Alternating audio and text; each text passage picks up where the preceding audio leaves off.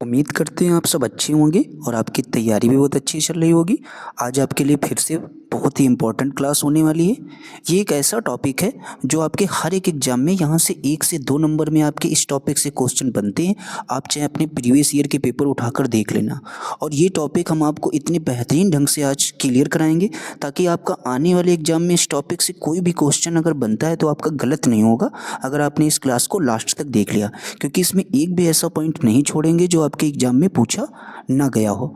तो चलिए देखते हैं आज का टॉपिक का नाम आपका क्या होने वाला है। राजभाषा, जिसको हम लोग इंग्लिश में बोलते हैं ऑफिशियल लैंग्वेज। ठीक है, तो सबसे पहला इसका पॉइंट क्या होने वाला है। तो सबसे पहला पॉइंट इससे कह रहा है कि भारतीय संविधान के अनुच्छेद, जो आपका अनुच्छेद 344 के अंतर्गत जो है प्रथम राजभाषा आयोग का गठन कब हुआ था।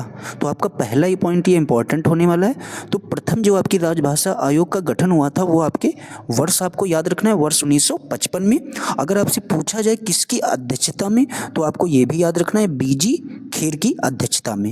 ये दोनों बातें आपके लिए इंपॉर्टेंट है, इनको आप जरूर याद कर लीजिए। नहीं याद कर पा रहे तो इनको जरूर आप लिख लीजिए अपने जो भी आपने नोट्स बनाए हों।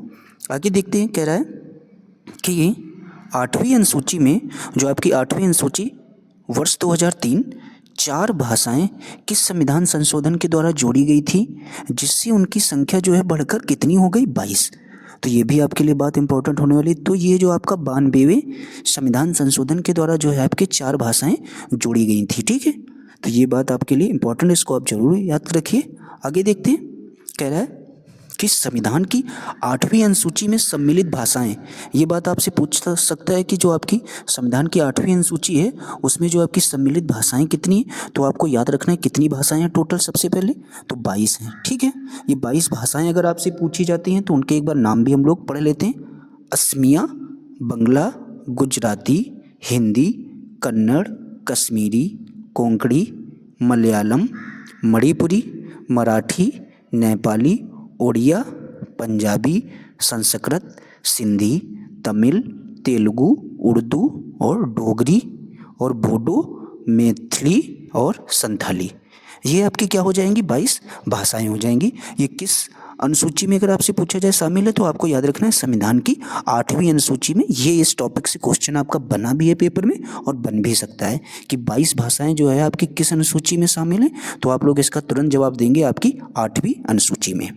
ठीक है, तो इतनी बात आपको क्लियर हो चुकी होगी। आगे देखते हैं, कह रहा है संविधान के किस अनुच्छेद में प्रत्येक राज्य में भाषाई अल्पसंख्यक वर्ग के बच्चों को उनकी मातृभाषा में प्राथमिक स्तर पर शिक्षा उपलब्ध कराने की व्यवस्था है। तो ये भी बात आपको इसका आर्टिकल जरूर याद रखना है। ऐसा आपके अनुच्छेद 350 का में कहा गया है। क्या कहा गया है कि राज्य में भाषाई अल्पसंख्यक वर्ग के बच्चों को जो है उनकी जो भी मातृभाषा होगी उसमें ही प्राथमिक स्तर पर उनको शिक्षा उपलब्ध कराना। ठीक है, आगे देखते हैं, कह रहा है मैथिली भाषा को 8वीं अनुसूची के अंतर्गत किस वर्ष शामिल किया गया। तो आपको याद रखना है जो आपकी 4 भाषाएं शामिल की गई ये आपकी किस वर्ष शामिल की गई थी, तो वर्ष 2003 में। तो उसमें से एक आपकी मैथिली भाषा भी थी। तो ये बात भी आपके लिए इंपॉर्टेंट है, जिसको आप लोग जरूर याद रखें।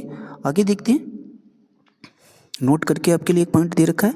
कह रहा है 71वें संविधान संशोधन द्वारा वर्ष 1922 में से संविधान की जो आपकी 8वीं अनुसूची है उसमें आपकी कौन सी भाषाएं सम्मिलित की गई थी। तो आपको याद रखना है नेपाली, कोंकणी और फिर उसके बाद मणिपुरी और फिर उसके बाद ये जो भाषाएं हैं आपकी जोड़ी गई थी।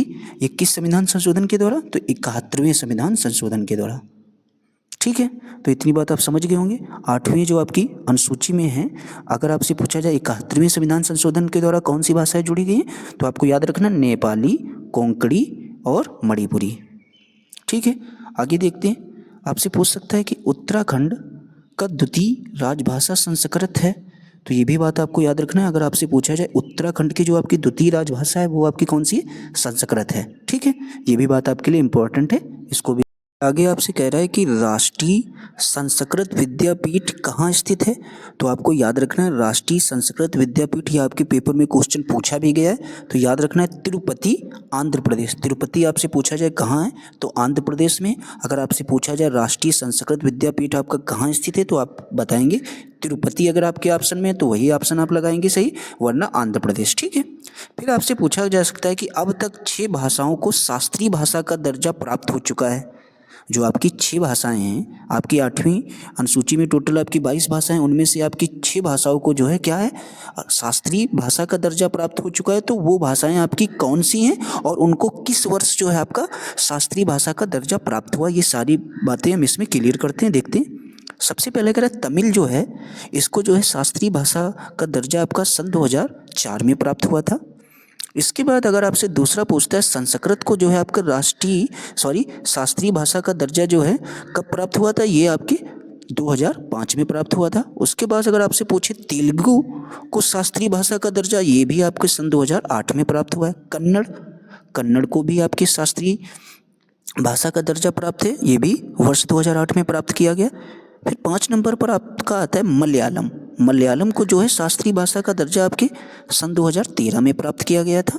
उसके बाद उड़िया को जो है आपकी 2014 में जो है शास्त्रीय भाषा का दर्जा प्राप्त हुआ था।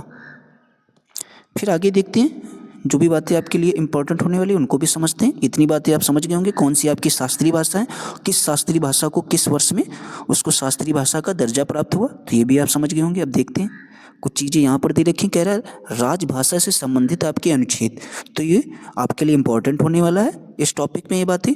तो सबसे पहले पूछ सकता है संघ की राजभाषा ये आपका किस आर्टिकल से संबंधित है, तो आपको इसका जवाब देना है अनुच्छेद 343 से।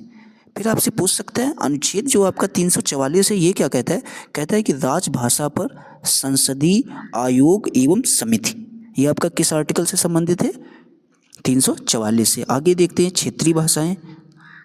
कह रहा है 345 जो आपका अनुच्छेद है, ये कहता है राज्य की राजभाषा अथवा राजभाषाएं, ये 345 है। 346 क्या कहता है, एक राज्य से दूसरे राज्य अथवा एक राज्य से संघ के बीच संवाद के लिए राजभाषा, ये आपका आर्टिकल ऐसा कौन कहता है, 346। 347 आपसे क्या कहता है, किसी राज्य की जनसंख्या के एक समूह द्वारा बोली जाने वाली भाषा से संबंधित प्रावधान। आगे देखते हैं सर्वोच्च न्यायालय व उच्च न्यायालय की भाषा। कह रहा है 348 जो है ये कहता है सर्वोच्च न्यायालय तथा उच्च न्यायालय में साथ ही अधिनियमों एवं विधेयकों में प्रयोग की जाने वाली भाषा। ठीक है। तो 349 क्या कहता है, ये इतना इंपॉर्टेंट नहीं इनको, लेकिन पढ़ लेते। भाषा से संबंधित कुछ नियम अधिनियमित करने के लिए विशेष प्रक्रिया। 350 ये कहता है कि शिकायत निवारण के लिए प्रयुक्त भाषा कौन सी होगी। फिर कह रहा है 350 ए कहता है प्राथमिक स्तर पर मातृभाषा में शिक्षण के लिए सुविधाएं हों। 350 ए आपसे आर्टिकल ऐसा कहता है। 350 बी कहता है भाषाई अल्पसंख्यकों के लिए विशेष पदाधिकारी। ठीक है। 351 क्या कहता है, हिंदी भाषा के विकास के लिए विनिर्देश। आगे देखते हैं, कहता है कि वर्ष 1957 में प्रथम राजभाषा संयुक्त समिति किसकी अध्यक्षता में गठित की गई थी, तो आपको याद रखना है पंडित गोविंद बल्लभ पंत की अध्यक्षता में गठित की गई थी। ये क्वेश्चन आपके लिए इंपॉर्टेंट होने वाला है कि वर्ष जो आपका 1957 है, इसमें जो आपकी प्रथम राजभाषा की जो आपकी संयुक्त समिति हुई थी, इसकी अध्यक्षता आपके किसने की थी, तो याद रखना है पंडित गोविंद बल्लभ पंत जी ने। फिर कह सकते हैं आपसे भारत की राजकीय भाषा संबंधी प्रावधान का संशोधन किस प्रकार हो सकता है।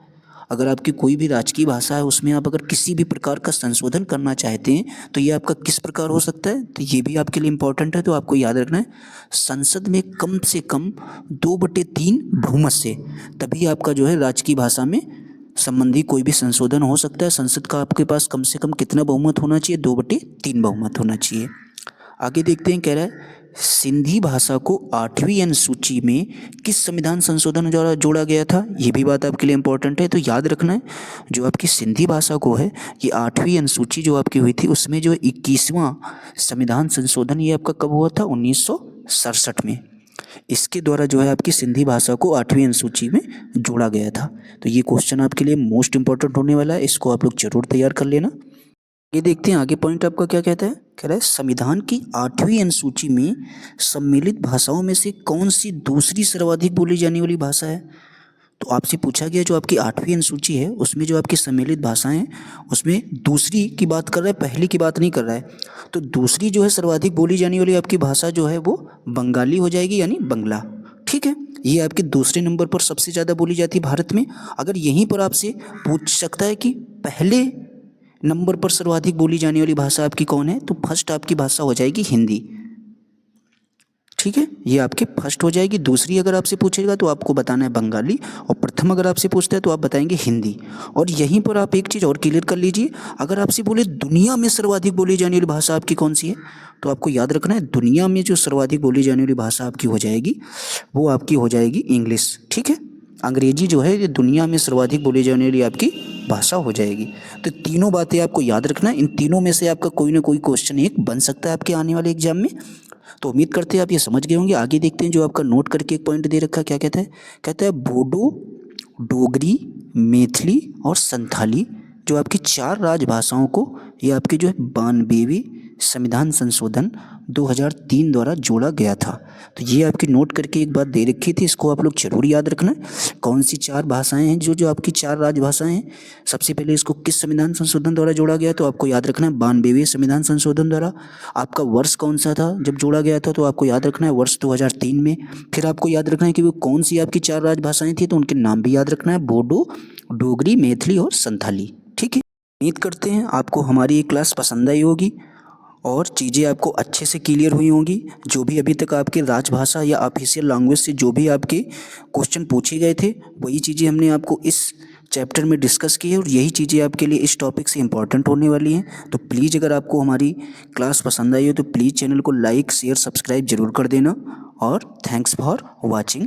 इसी तरीके से आपको टॉपिक वाइज वीडियो मिलती रहेंगी, और अभी इस टॉपिक से जितने भी आपके मोस्ट इंपॉर्टेंट क्वेश्चन आपके एग्जाम में आए हैं या आ सकते हैं वो सब किसी दूसरे वीडियो में हम आपको बताएंगे।